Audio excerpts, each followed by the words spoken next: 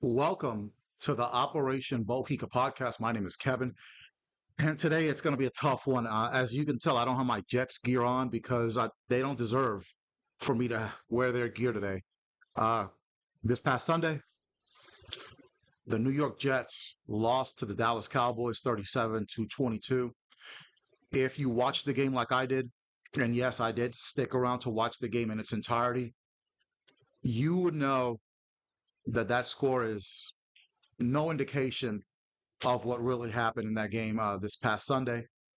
Quite frankly, the Dallas Cowboys beat the Jets' ass. Let's just say it the way it is, especially in that second quarter.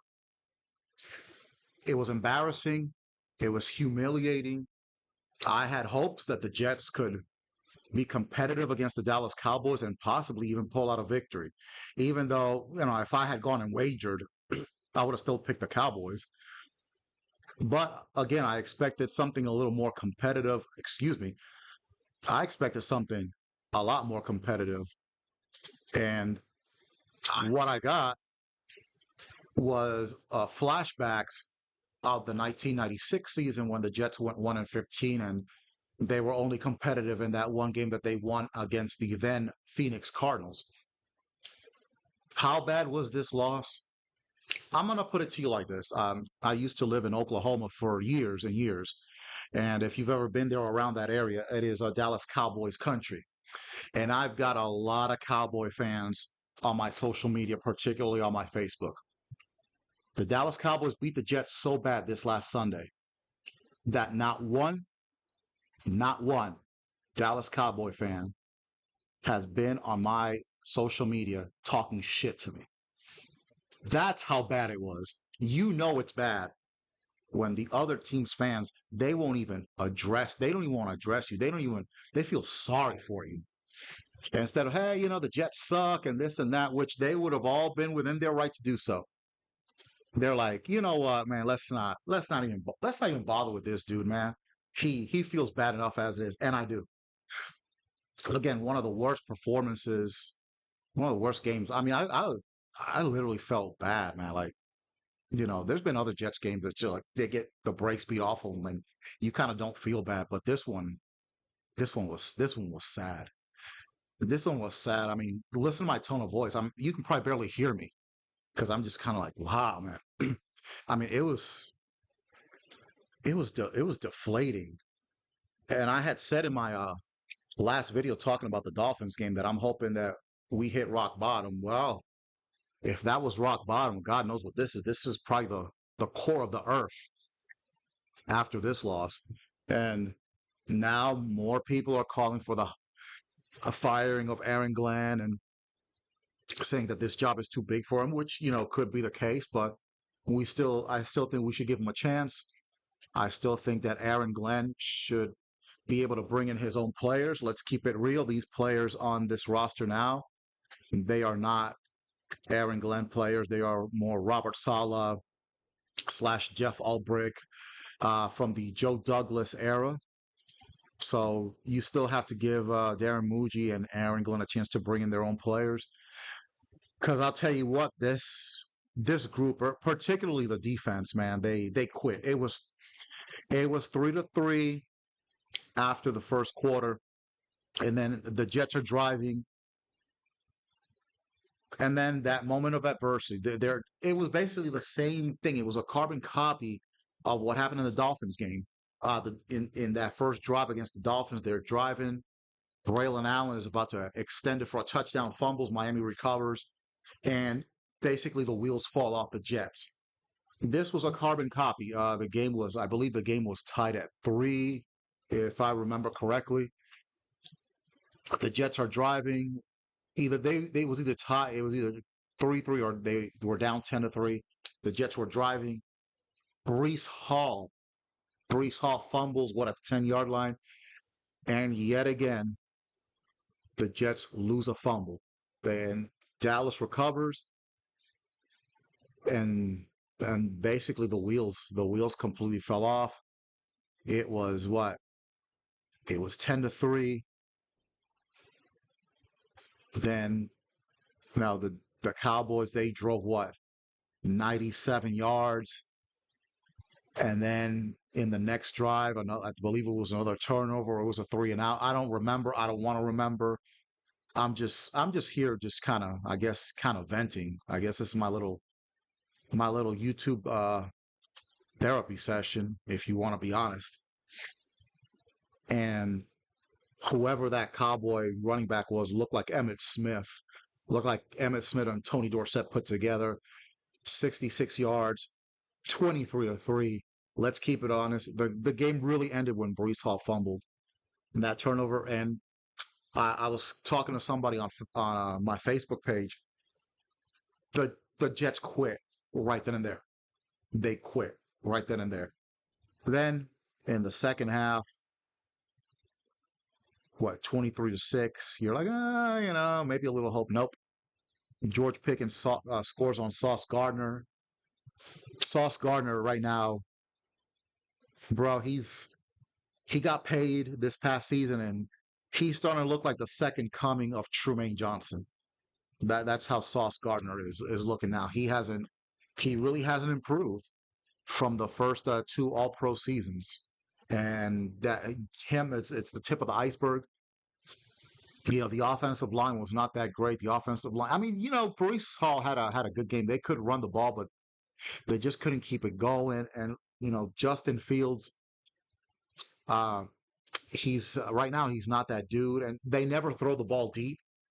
You got this Arian Smith out of Alabama who's supposed to be a speedster. Throw the ball deep and attack that defense for Dallas that was ranked dead last in the league. Boy, they look like the doomsday defense from the 1970s with Ed Too Tall Jones and Harvey White and those guys. I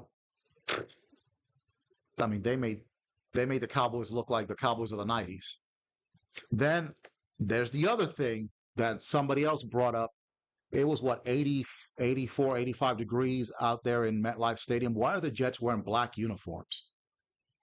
You had the same issue with the Heat at Tampa. You had the same issue with the Heat at Miami. I'm not making it. That's really not an excuse for their effort, but you do have to take that into consideration in some ways, bro. You were in these hot, dark uniforms, and it's September, early October. No, you gotta make the Cowboys wear the dark jerseys and have the Jets in the white.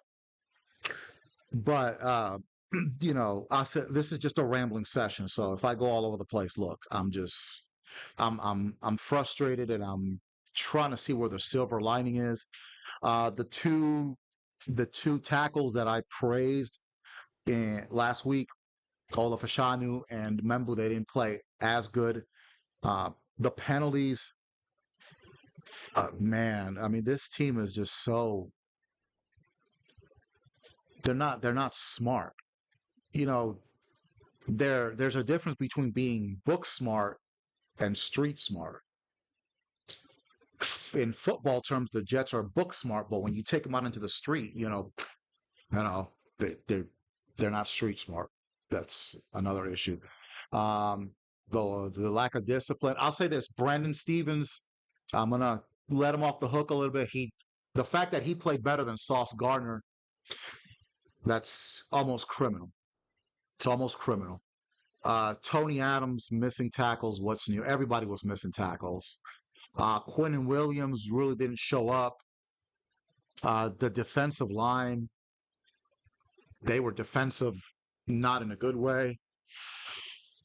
I mean, what more do you want me to say about this effort?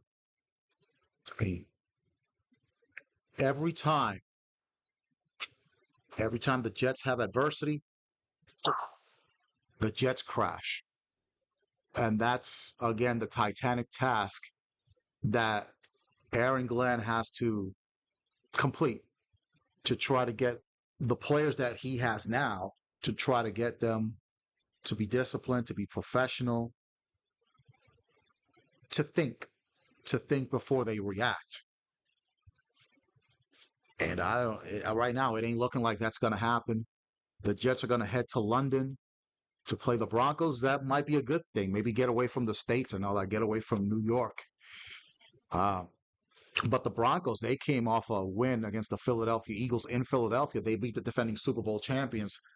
Sean Payton got something going with that team with Patrick Surtain on defense.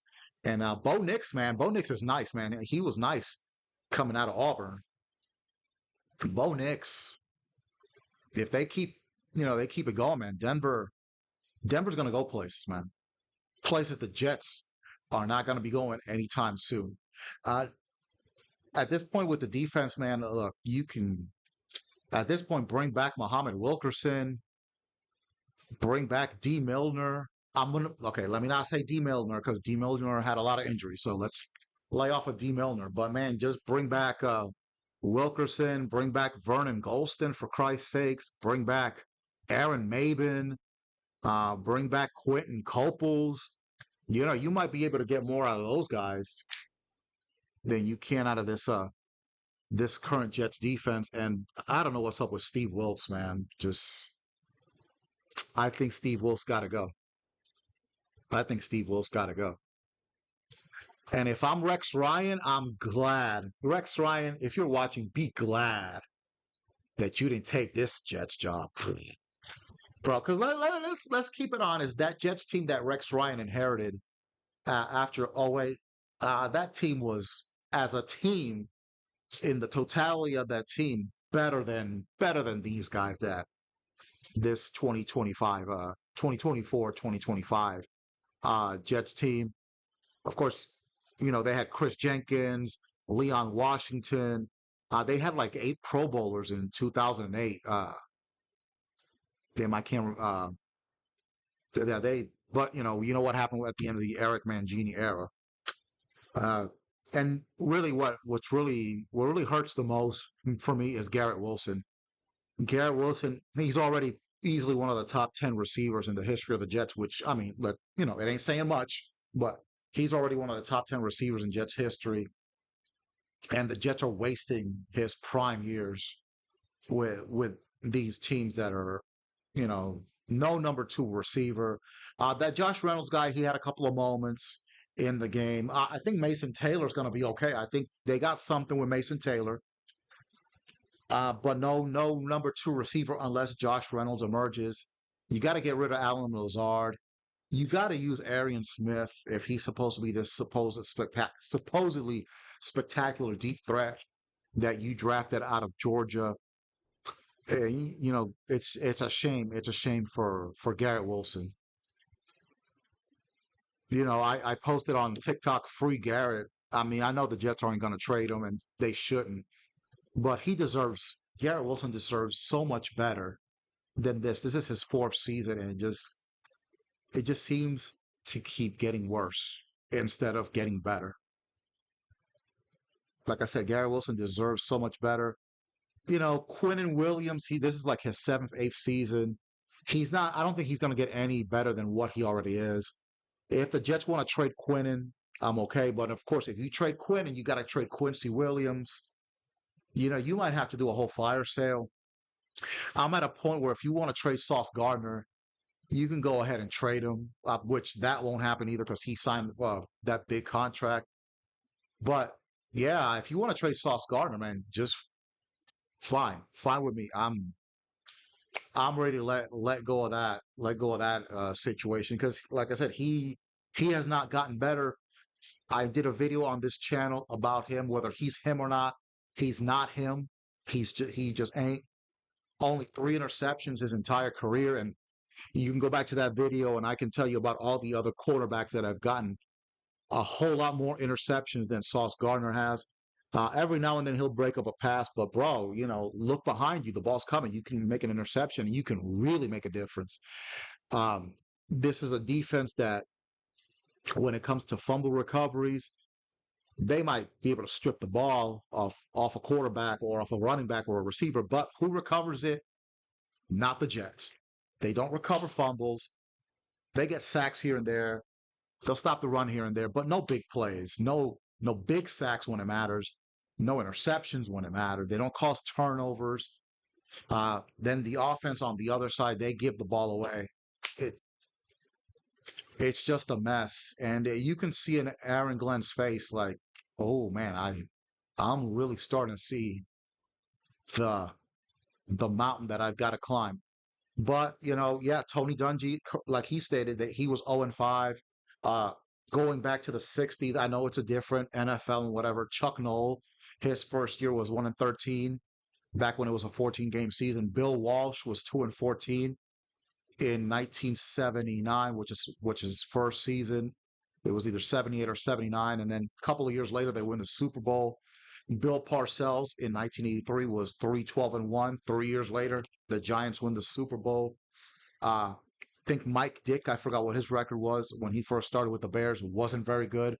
Eventually, he got the Bears their first Super Bowl. So, you know, uh, we might have to endure for a little bit longer and hope things get better and hope that Aaron Glenn can bring his guys, which brings me to a point that Bart Scott was talking about. When Rex Ryan took over from Eric Mangini, he brought in Bart Scott, he brought in Marquise Douglas, he brought in Jim Leonard, he brought in Trevor Price. Aaron Glenn didn't bring anybody from Detroit. Of course, you're not going to bring Aiden Hutchinson. He ain't going nowhere. But Aaron Glenn didn't bring any of the guys from Detroit to implement that culture. He didn't bring anybody either from the offense or the defensive side.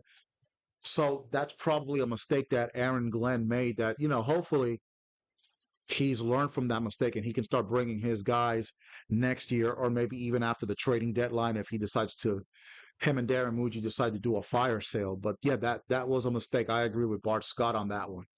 So Jerry Jones flipped off the fans. He should have. I mean, the Cowboys was whooping the Jets' ass. Why not?